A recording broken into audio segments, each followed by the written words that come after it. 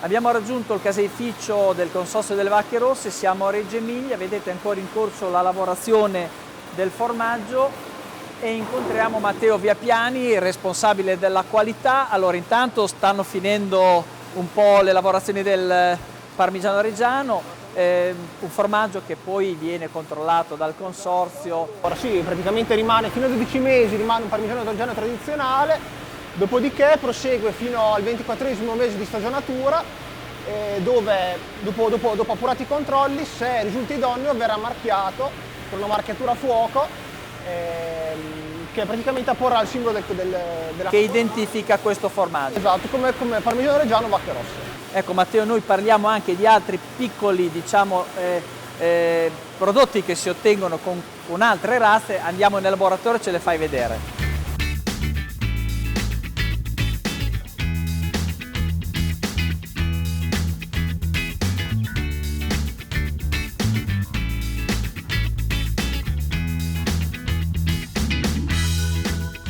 Matteo, allora questo è il laboratorio che rientra nel progetto, ci sono diverse attrezzature che servono a produrre tante cose, come ad esempio lo yogurt. Vedi che in questo momento sta togliendo lo yogurt. Questo è uno degli strumenti, una delle macchine. Come si chiama tecnicamente?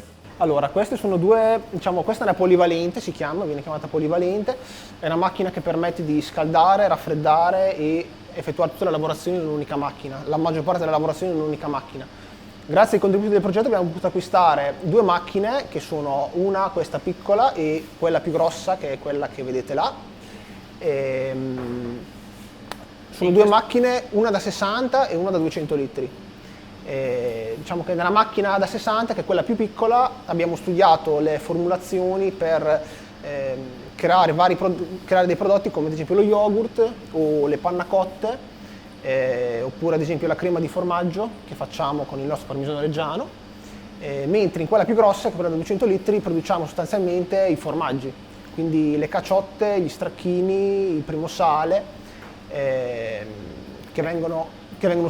sono stati studiati e vengono prodotti con quella più grossa. Ecco, è corretto dire che questi sono, diciamo, è una apparecchiatura che serve appunto per fare anche dei test con latti di vacche che insomma non hanno delle grandi produzioni, quindi si riesce a contenere, diciamo, in queste piccole macchine e produrre dei quantitativi anche solamente per testare, no, il prodotto. Esattamente, nel caso dei test, ad esempio, abbiamo utilizzato questa perché comunque lavorare ad esempio anche 15-20 litri di latte, come per alcune razze che abbiamo testato, come ad esempio la pontremolese, che comunque aveva una produzione molto ridotta, ci è stato utile perché comunque lavorare 15-20 litri di latte su una macchina del genere si riesce a fare bene, dato che riesce a lavorare un minimo di 10-15 litri di latte, comunque le lavorazioni vengono fatte correttamente. Allora, qua in diretta vediamo quindi lo yogurt, poi ci sono le cacciottine di cui parlavamo. Esatto, abbiamo le cacciotte, il latte pastorizzato, esatto, semplicissimo latte pastorizzato. Esatto, quelle sono le cacciotte, abbiamo fatto delle cacciotte con il latte di rossa, quelle. Quindi sono tutte prove, quindi il latte di rosso, una cacciotta così, diciamo, quanto viene stagionata? Allora, sono cacciotte fresche, quindi in realtà la stagionatura è molto breve, sono 6-7 giorni di stagionatura, perché una cacciotta fresca deve essere consumata entro i 60 giorni. Dicevamo che nel progetto vengono analizzate le caratteristiche organolettiche di tutti i latti di queste razze di cui abbiamo parlato. E la ricercatrice Veronica Lolli dell'Università di Parma ha fatto queste analisi. Che cosa è emerso dal confronto che avete fatto, ripetiamo anche delle razze, del latte delle razze che avete testato? Allora, il ruolo dell'Università di Parma in questo progetto è stato quello di analizzare il profilo lipidico del latte proveniente da diverse razze, che sono la pontremolese, la reggiana, la modenese, l'ottonese e la garfagnina, al fine di evidenziare elementi distintivi nel profilo in acidi grassi e nella frazione insaponificabile. Dai risultati che sono emersi, il profilo sia in acidi grassi che il contenuto di colesterolo che si ritrova nella frazione insaponificabile sono in linea con i valori dei dati medi del latte vaccino e anche del latte di controllo che abbiamo utilizzato per fare questa comparazione nei diversi profili, che è il latte di Frisona. Tuttavia sono emerse delle caratteristiche nutrizionali positive, soprattutto nel latte di alcune razze come la pontremolese, la garfagnina, la modenese e l'ottonese, per un minor contenuto di acidi grassi saturi, minore del 25% nello specifico, e anche un maggiore contenuto di acidi grassi poliinsaturi, in particolare di una classe che è rappresentata dai CLA, che sono stati studiati per avere degli effetti positivi sulla salute umana. Quindi questo rende, questi dati rendono positive naturalmente le caratteristiche nutrizionali del latte, dei prodotti del latte che abbiamo analizzato. E naturalmente sì, questo si riflette anche poi sul prodotto del latte di partenza. Però si può riassumere che comunque i risultati che sono stati ottenuti sono positivi. Sono positivi dal punto di vista nutrizionale, sì, della frazione lipidica.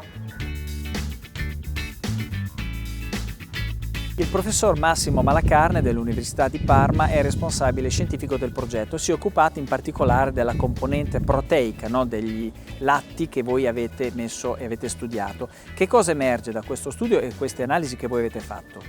Emerge che le razze delle quali siamo andati a caratterizzare il latte mostrano un contenuto di caseina, che è la proteina più importante, quella che fa il formaggio, sostanzialmente molto elevato, e anche i minerali sono molto elevati, e questo è un'indicazione di un potenziale caseario molto buono, superiore rispetto alle razze cosmopolite che vengono allevate nella zona. Insomma. C'è una razza in particolare che evidenzia aspetti positivi più di altre?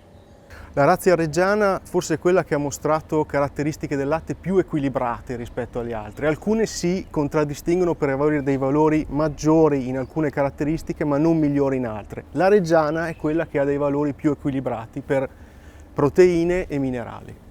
Quindi l'indicazione che si può dare, chi poi un domani potrà lavorare questo latte in termini di casificazione, qual è? Che questi latti daranno una resa in formaggio più elevata rispetto al latte delle razze cosmopolite, quelle più diffuse, insomma. Quindi a parità di quantità di latte lavorato otterremo più formaggio. Anche se sono comunque razze che hanno una produzione di latte inferiore rispetto alle altre. Questo sì, questo è una cosa della quale va tenuto in considerazione, quindi occorrono degli strumenti per valorizzare questo latte che naturalmente queste razze che hanno delle produzioni più basse rispetto alle razze cosmopolite. Insomma. Sono stati fatti anche studi sul valore, diciamo, biologico di queste proteine? Sì, è stato fatto qualcosa anche riguardo ai diversi tipi di proteina che compongono la caseina, e anche sotto questo profilo abbiamo evidenziato che le razze autoctone hanno dei tipi proteici, se così possiamo chiamarli, favorevoli sia alla casificazione ma anche al valore nutrizionale del latte. Quindi questo latte porta con sé elevate quantità di calcio e di fosforo che sono in una forma chimica facilmente assimilabili. Marco Prandi è presidente del consorzio delle vacche rosse reggiane. Prandi, abbiamo incontrato poco fa un allevatore, quindi ci ha raccontato la sua esperienza. Allora, innanzitutto voi siete partner di questo grande progetto, ma cosa consiste il vostro, diciamo, consorzio in termini di volume? Che cosa esprime, cosa rappresenta? Consorzio Vacche Rosse siamo un consorzio cooperativo di una trentina di allevatori, io sono un allevatore. Alleviamo e lavoriamo esclusivamente il latte dell'antica razza reggiana, quindi della razza autoctona. Siamo nati nel 1991 con un nucleo originario di pochi allevatori, poi negli anni siamo cresciuti e dalle poche decine di forme di parmigiano reggiano delle vacche rosse, in cui si riprese a lavorare in purezza il latte dell'antica razza reggiana, oggi siamo arrivati a una produzione di oltre 12.000 forme come consorzio Vacche Rosse e lavoriamo complessivamente circa 70.000 quintali di latte di bovine di razza reggiana. Oggi la consistenza della razza è circa 4.000 capi, 4.000. Teniamo conto che quando nacque il consorzio ci fu il minimo storico e ce n'erano circa 600 capi, quindi la razza era veramente rischiava l'estinzione. Di strada ne è stata fatta. Senta Presidente, allora voi siete appunto il fulcro di questo progetto, che cosa vi aspettate insomma, a conclusione di questa iniziativa che vuole valorizzare ulteriormente sia la rossa reggiana ma anche altre razze che magari rischierebbero di andare perdute? Oggi c'è un'attenzione importante nei confronti della biodiversità, c'è un'attenzione importante nei confronti della salubrità dei prodotti, degli aspetti etici, del basso impatto ambientale, delle produzioni, e noi siamo fermamente convinti che questi valori, il basso impatto ambientale, le qualità salutistiche del prodotto, siano un patrimonio vero delle razze autoctone, in particolare nel nostro caso della reggiana, ma anche delle altre razze che sono state oggetto del progetto. E quindi noi quello che ci aspettavamo e che insomma piano piano i dati stanno emergendo è proprio una conferma su base scientifica che la composizione del prodotto è differente ed è migliore dal punto di vista salutistico, che l'impatto ambientale è minore dal punto di vista sul territorio come consumo idrico, come inquinamento. Quindi abbiamo degli elementi importanti su basi scientifiche da poter supportare appunto questa nostra produzione. È corretto dire, poi siamo a conclusione, che siete stati un po' gli apripista, no? Per quel che riguarda la valorizzazione di razze che diversamente sarebbero andate perdute? Sì, beh, questo ci è riconosciuto, non lo diciamo noi, ma credo che ci sia riconosciuto a livello italiano, ma devo dire anche internazionale. Ci sono state università di vari paesi europei, dalla Francia alla Germania, alla Polonia, che sono venute a studiare il modello della valorizzazione del parmigiano reggiano dalle vacche rosse come razza autoctona. Quindi lo dicono gli altri, quindi noi ne siamo orgogliosi, però pensiamo anche che di strada ce ne sia da fare ancora tanta, e in questo noi ci siamo impegnati e siamo in prima fila. Grazie Presidente, noi concludiamo così questa puntata dedicata a razze autoctone con particolare riferimento alle reggiane, insomma lunga vita alle reggiane allora.